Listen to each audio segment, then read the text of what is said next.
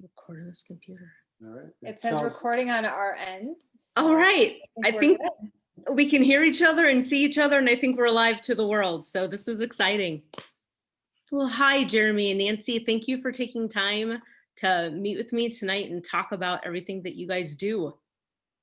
You're welcome. Thanks for including us and inviting us. So we're happy to be here. When you said you weren't at home, did you have to go somewhere else for internet, or are you doing this remote? So my aunt just moved into the same town as my mom. So we've been over there the last 2 days, like helping out a little bit and helping them get moved in. And Nice. So we were just over having dinner with them and came over to my mom's house because she has internet. So we live about 30 minutes from here. Well, because I started watching you guys once COVID hit and we had to cancel the event, and saw that you guys had moved out to the country, and kind of COVID marked a definite like point of delineation for you guys, it seemed. For sure. Yeah, we had just bought the house, January? In January. Yeah, in January. And we had a tour planned all the way up until June. So we weren't even going to get to move into our house or see it after taking possession until about the end of May.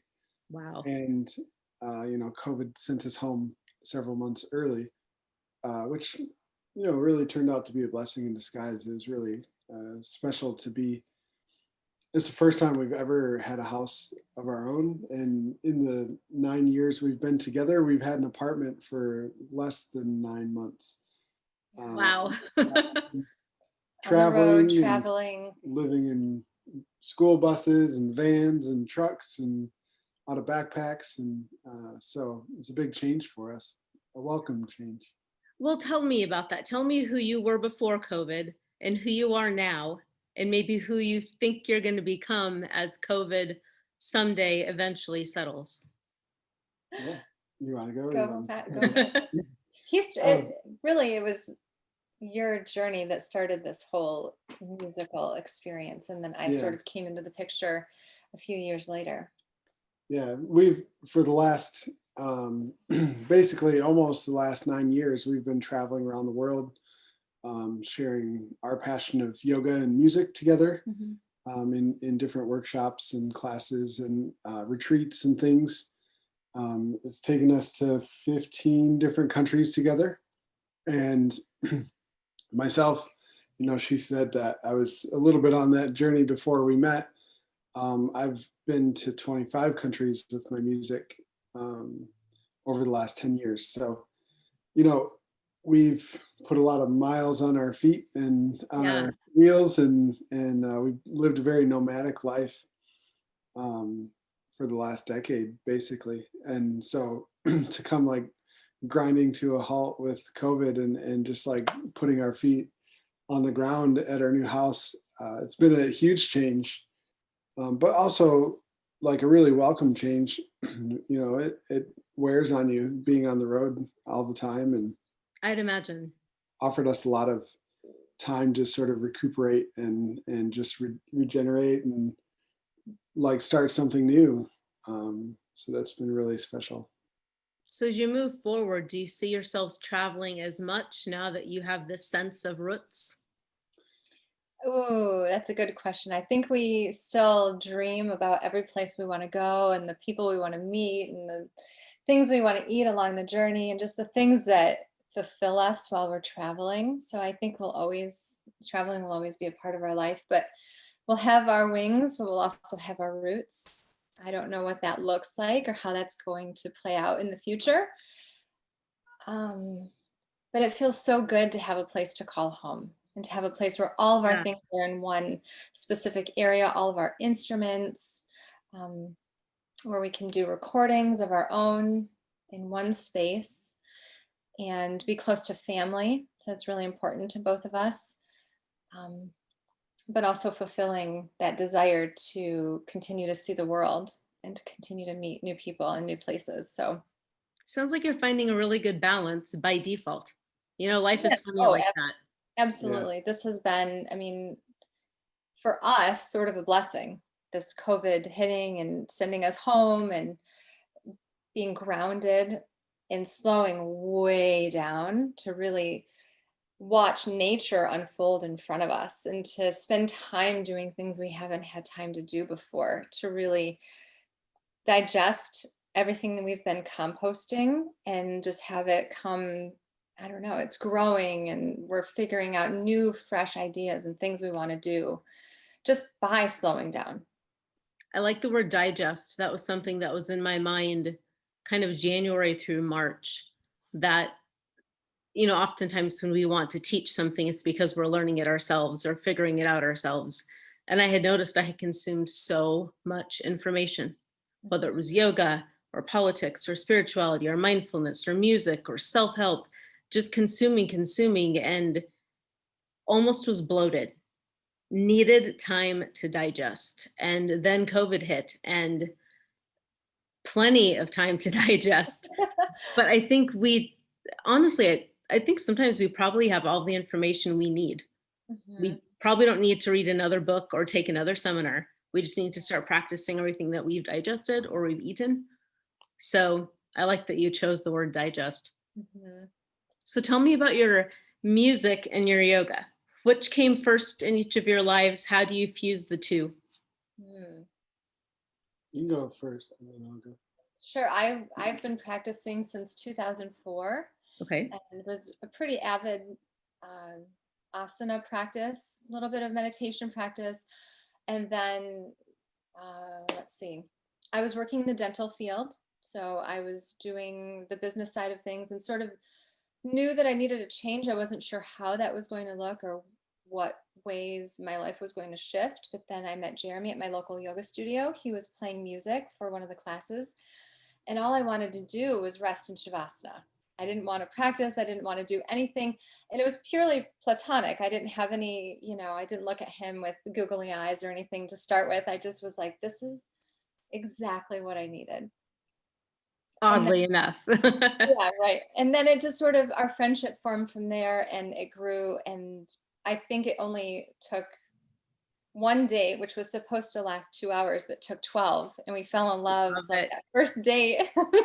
And 6 months later, we were traveling the world. I had left my job. I left the business world and just said, it's time. We need to just really go for it. Let's live our dream and our passion. He already was there. He already knew that that was his dream. Music was his goal. And so once we traveled and we sort of, I'll let you tell your side of the story too, but once we figured out that this is kind of what we want to do together, we both actually took a teacher training, a 200-hour together. And then from there, I sort of fell in love with restorative yoga and the slower, more mindfulness based practices in the yoga world. And I had already fallen in love with that before, but then really decided that was something that I needed to teach and thought his music was a great complement to. Absolutely. And it just has been really easily interwoven together for both of us. And we both feel it, live it, breathe it. It's just part of who we are. So it came very naturally in that way. That's outstanding. Yeah. So what's your side of the Yeah. story? Yeah. Well, I started music late in life, so I think it was around 2005 that I started when I was in college. And I think it wasn't even maybe a year later that I started practicing yoga for the first time. I had always had like this interest in yoga and meditation, but I had never practiced. And I found a studio in our home city, and I never thought to like mix them together. Right. I knew that I wanted to pursue music, and yoga was something I did for my health and my well-being and mental balance. And so when I got out of college, I started to travel and play music. And my path for that was busking or street performing. Yeah. And I started traveling. I basically put everything I owned into my van, which was a Volkswagen bus, That's old awesome. rusty bucket that I bought for $400. Uh, and I drove that around the country and I did street performing. And I started out street performing with my guitar and a didgeridoo and a cajon, which is a type of box drum, and was still at that time waiting for the handpan, which is my main instrument now, on a waiting list. And then when I got that, I was playing on the street and somebody asked me to come play in their yoga studio in our home city. I was playing at an art festival, and when I got in there, it just was a really good fit. I had already been practicing yoga. I sort of knew like the flow of the energy in the class, and it gave me a quiet space to play music in, which is what I always prefer. And it's really noisy on the street. Yeah. And so it was just it really clicked for me. I really enjoyed it. And so at that yoga studio, I started. This was maybe 10 years ago. Started trading music in yoga classes for yoga. Um, I was getting yoga classes, like class packages, and being able to take the classes at the studio. So I was deepening my practice. They let me like collect donations when I played, and so it was offering me. It was kind of like busking, but I was just in the yoga studio, so it was a Yeah. really good fit. After a couple months of that, I went to go travel the US again, and I went back to the street and started playing. And my brother and I ended up meeting up, and we were street performing in California. And we got to LA and to Santa Monica, and things became really tough for us. And because there's a lot of competition out there, Yeah. and people with big sound systems, and I have this little quiet handpan, and trying to play above the noise and the chaos of the streets out there. And one day a lady came, and she like stuck her ear way down next to my handpan, and she said, "Oh, that's a really beautiful sound. You should go see if the yoga studio will let you play there around the corner." And it was like, oh yeah, why didn't I think of that? Uh, We were struggling out there, and just making a few dollars every day. And so we decided to go try, and the studio welcomed us with open arms. And so then we started contacting other studios, and it was at that point that I realized that I could maybe do something with this by fusing my love of yoga and music. And over time that eventually led us to meet at the same studio that I started playing at previously. And yeah, we just sort of took off from there, and just kept following our hearts and never knowing where it would take us. And I Yeah, mean, just being really open to what the universe was going to unfold in front of us, and saying, and really following our intuition and knowing what we felt comfortable with and what felt good for us and what felt good for the people that were receiving it, that were receiving what we were offering. so have you worked with the pressure, the push-pull of being in an industry that definitely before COVID was hitting this glamour, certain looks, certain sound, pushing, pushing, pushing, and then social media, but then trying to have that sound and that honoring of what you are called to. How have you worked through those waves? Because you're on Spotify, you're on Apple Music, you've been around the country. Obviously, you're reaching people. Is that by just following your intuition and it lines up? Or is it you've figured out a way that's comfortable for you to work with all of that? I think both. I would say a Um, little bit of both, but we haven't really strayed from who we are and what we offer to fit in into the mainstream. It's really, if something didn't feel right, we didn't do it Good. at all. And yeah, it's been yeah, very grassroots. I mean, we mostly word of mouth and a lot of connections through other studios and people who have seen us. And we, uh, even though social media can sometimes be, looked at in a negative way, we're very connected with people who come to our events and write messages to us, and it's very personal. Yeah. yeah, and when we started doing this, I don't know what extent the other people were doing what we were doing around the country, but we kind of felt like a little bit of just, alone in the sea, like a vast sea. It wasn't until the last couple of years that we started to meet other artists doing similar things, Hmm. and being able to experience it ourselves. And when we got started, like I said, it was really grassroots, and there was times that we would have one person or two people at an event, I can remember a time that we drove all the way from Wyoming to Washington to Port Townsend, which is way, way up in Washington. And it took us several days to get there, and we got there and not a single person showed up. Oh, And so, you know, in a lot of ways, that early struggle really helped to sort of keep us grounded as things grew. And, you know, we also, you asked about a little bit about like if it has just sort of unfolded or, you know, we also have a very strong sort of behind the scenes work, like the business sense of what we do. You know, I have a couple business degrees, and you know, she worked in the dental world, and so we have, you know, we realized really early on that if we wanted to succeed at this, that we had to be very organized with it, and we had to be Like 100% committed yeah, to exactly committed and what we fully wholeheartedly stand behind. Like, this is us, this is raw, this is true, this is what you're gonna get. yeah. Yeah, every time. And we had to just always, you know, be putting our best foot forward. And so, yeah, the more that we've committed to it, the more that it's unfolded in ways that we could have never dreamed of or expected, you know.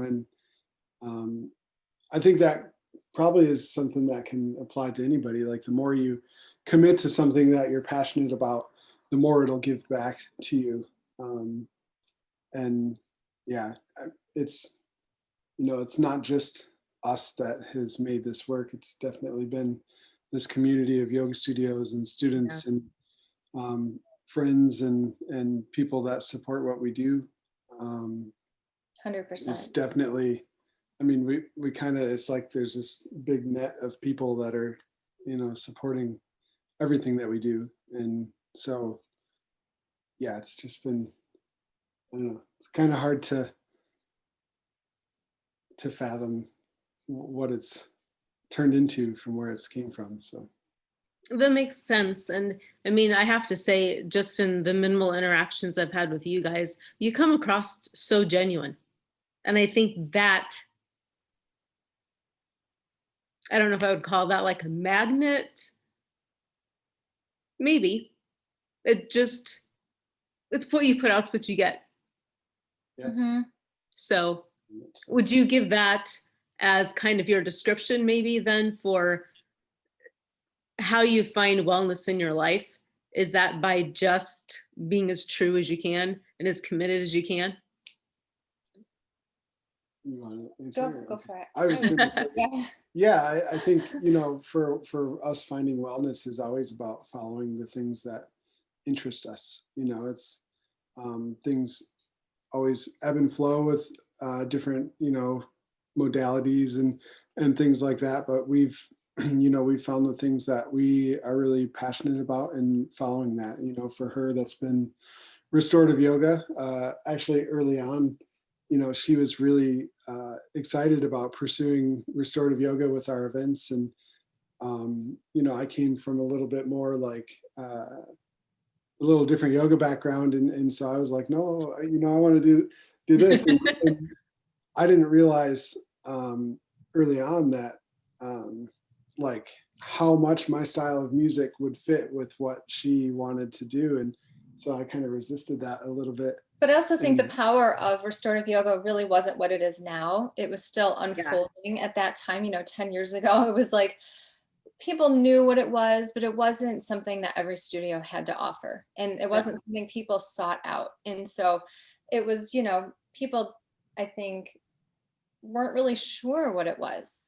You know, what is this? You want me to come and lay around on pillows and just, you know, take rest in a studio? I can do that at home.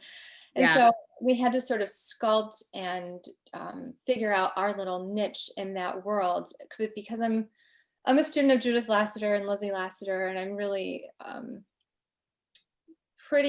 I know what I want to offer Mhm. to our guests and to the people who come to our offerings. And I'm very strict about the props that we use and the sound level that we have, and just, Smells and the yeah, there's lighting just and so much that goes into it that I'm very particular about. So yeah, to get him on board with that, I was like, honey, it's really gotta be like this. I knew it in my heart and what we had to offer and how we had to offer it. And so we've been very, um, I don't know, strict isn't the word, but very, I just knew what I wanted to offer and knew what would, um, how I could best represent what we needed to give to the world. Well, and that speaks volumes when you attend an event or you go to a massage or you get a haircut. And every time you go in, it's intentional and you can Mhm. sense the intention because there's pride behind it and formality and routine and preparedness. So people sense that. And Mhm. I would assume after COVID, now that all of us have cooked and cleaned and done our hair and done all of this stuff for ourselves, being able to go out and have someone really set the stage for an experience is going to be such a gift and something that I would assume has more value than before because now we know what it's like to not have it. yeah, Yeah. definitely. Yeah, I really miss being able to just go sit in a couple of my favorite restaurants because I love their indoor decor and Mhm. just waste time, and be grateful and enjoy the food. And now, if you don't sit outside, you probably shouldn't go. Taking it home, you can light candles and hang out with your cats, but it's not quite the same. So, and I have to ask about your cat. How did your cat become such a traveler? He Yeah, found us. yeah. It was divinely arranged. He I love found it. us on the way back from Denver. We were on a cross country trip midwinter. I think it was 20 degrees out, and we were stopping at a restroom to go to the bathroom. And this little dirty fur ball ran under our car, and we scooped him up. We both love animals, and we were like, "Oh, we'll find a home for you, little guy." And Uh-huh. no, he was like, "No, I've already found my home. Thank you." Yeah. And he, on the way home, made himself very comfortable in our car. He went to the litter box while we were driving. He ate out of our hands. And ever since then, he got himself the nickname Miles on the way back. And he hikes, he bikes, he canoes, he kayaks, he stand-up paddleboards. Anything we do, he wants to be part of. I saw the kayaking and I just melted. I'm a total cat lady. I have an older rescue, she's 16, and then a Aw. 6-month-old rescue. Aw. And they can't interact because the older one will not have it. But just, whenever they want to be around you by choice is so outstanding. So just the fact that he wants to adventure everywhere, that's cool. We always ask him, we don't ever force it upon him. He just Yeah. wants to be there. We harness him up. We've harness trained him since we've got him, or since he kind of came into our life. No, we didn't get him, but he came into our life. We harness trained him, and he just is always ready to go. Always. Yeah, That's awesome. we just took him for a hike today. It was a 2.5 mile hike, and on the way home, he was running and panting. And he's a very unique cat. He's almost a cat and a dog in a cat body. Definitely. Yeah. That's He's awesome. He's still very much a cat when he hikes, though. He wants to do his own thing. It's not like it takes a lot of patience to Yeah. hike with a cat. Let's say, I guess, because he'll want to go off this way, and then he wants to go this way, and he wants to try to climb this tree, and to keep him going in a straight line. It's fun though. Yeah. It's That's fun. awesome. I know I've been trying with my 6-month-old to get her to wear a harness, and that's futile with the kitten. So I've decided we'll try it again at about a year because it's just a toy. It's a toy to try and bite and roll in and out of. And yeah, so right now we use it as a toy. So I Just figure keep it in the house. yeah, she's used to it. I do have a backpack though. I have a really big building that we have. So sometimes I'll put her in the backpack to go do things. So she's getting used to traveling. You guys have been the inspiration, honestly. I'm like, oh my gosh, I want Lucy to go with me like Miles does. So To post more pictures, because we take so many pictures of him and we forget that he's got an Instagram page of his own. He inspires other people that have cats, and people don't think cats can really like those sort of things, but they do. yeah, If Yeah. if the situation is right and they can trust who they're with, I think it's possible. Yeah. I think so because cats are curious and they love being outdoors. So It makes sense. It's just a little more patience, like you said, Exactly. to allow them to be a cat. It's a good middle ground for us because, you know, we don't let him out on his own. Gotcha. Because of, you know, cats like to hunt things, and we love birds, and especially all the songbirds and things that we have around our house, and so we don't let them out because we don't want them to hunt them. So it still allows him to be outside and you know, do it under a little bit more Supervision. supervision and a safer environment for the wildlife. So yeah. It's a fair compromise for sure. Yeah. So when do you guys foresee possibly, do you have rough dates? Do you have a timeline? Or are you just waiting before you go and adventure again? I feel like we're holding our breath and just waiting out what's going to happen on the other side. You Yeah, know, we've reached out to all of the studios and the friends and yoga studio owners that we've worked with, trying to touch base and see how things are going for them. Because it's a really unknown time for everyone.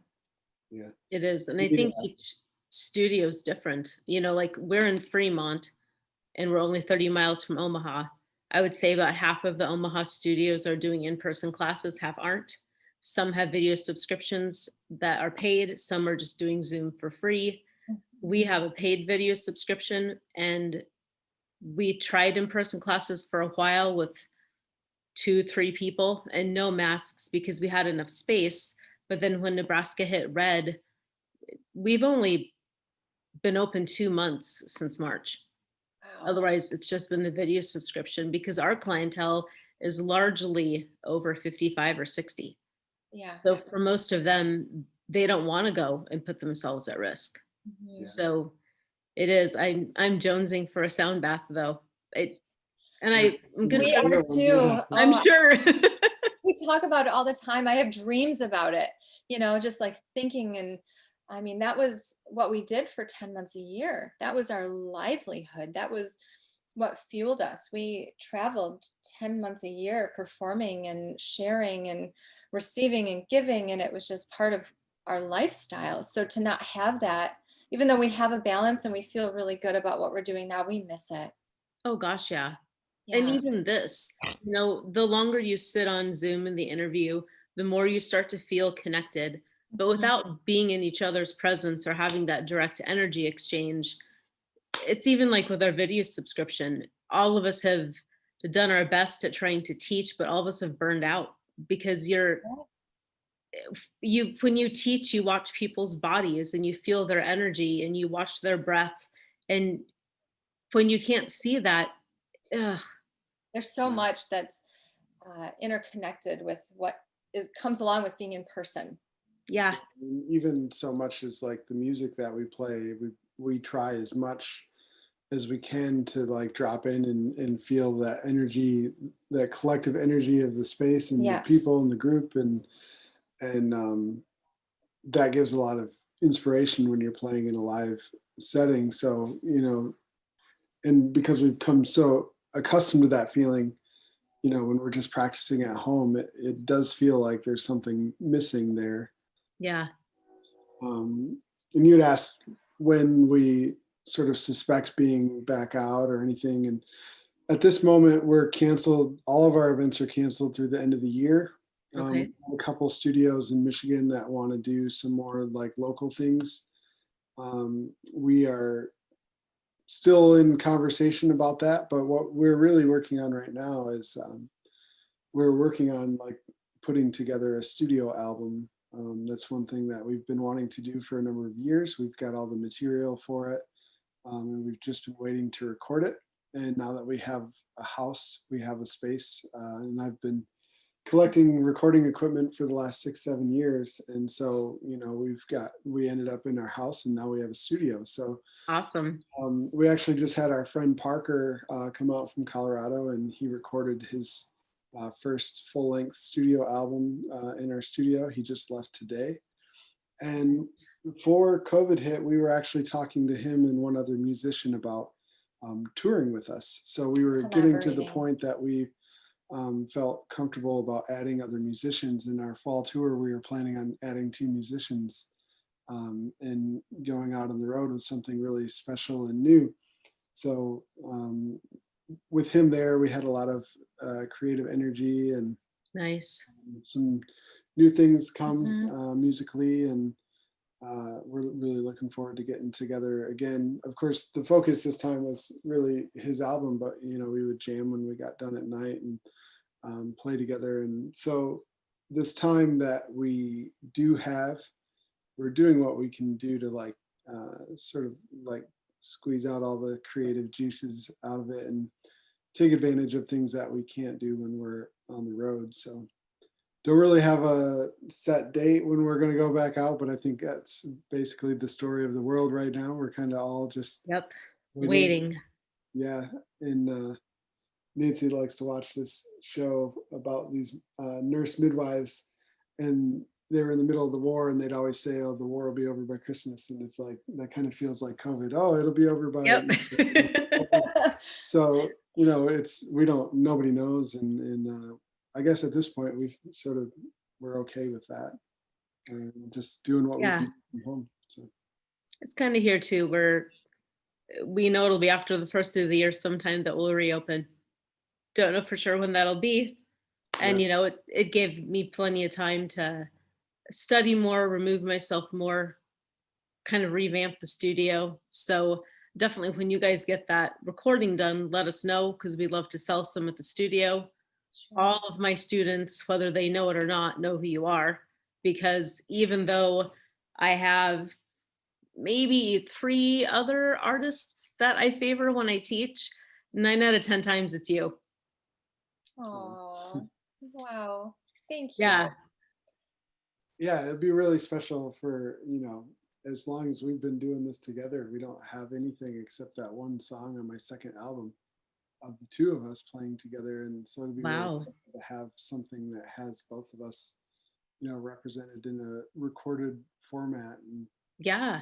we're going to try, it's the studio environment is so much different than the live environment, but we're going to try to do as good as we can to really like capture that feeling of being in that live sound bath, and put it in a recorded format. And also, we can use some special things in the studio that we can't do on the road, because you can't carry, we've tried it before, but you can't carry all that equipment, uh, when you're on the road. So We do carry um, quite a bit of equipment with us though yeah, when we do travel. So yeah, we've hit our max for that. We've maxed the trailer out.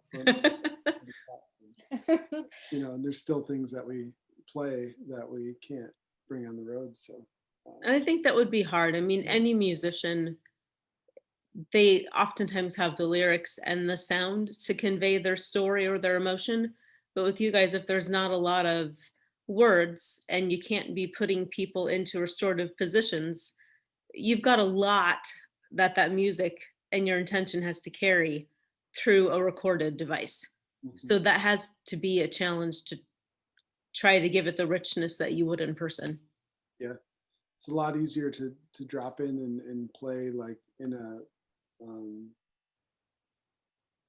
that really sort of soothing energy that comes in a sound bath. It's a lot easier to do that live, when people are resting, and when you're in the studio, you can tend to want to play a little more energetic or upbeat, or just because I don't know, the energy that you feel there. So to like reach in and take that energy from the live event and put that into the studio is definitely it's definitely something that we've like talked a lot about. How are we going to do this, and so yeah, But we've got we the haven't. time and the space now to really take as many recordings as we want, to listen to it, play it, listen to it, play it. It'll just be a process. Yeah. Yeah, No, it's we haven't actually started recording yet, but we've been kind of working things out. And The studio is all set up in our basement. So our basement is basically what you would see when you walk into a yoga studio. All of our gongs, all of our crystal bowls, the hand pans, the didgeridoos, it's all uh, there. So There's not much space to walk around. It's pretty much a basement of instruments, but it's really nice to have it all set up and still be that space for us to go to Yeah. and just have fun in, really, at this point, Yeah.